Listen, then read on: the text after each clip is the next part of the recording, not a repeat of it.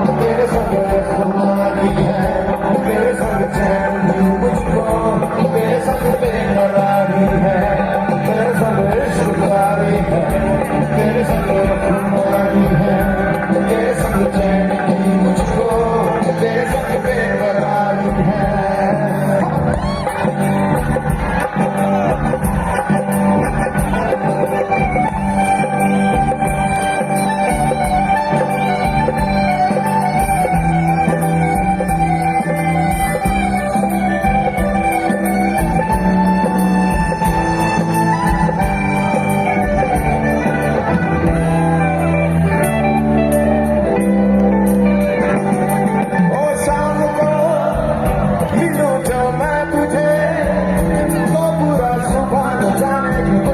जाती है ये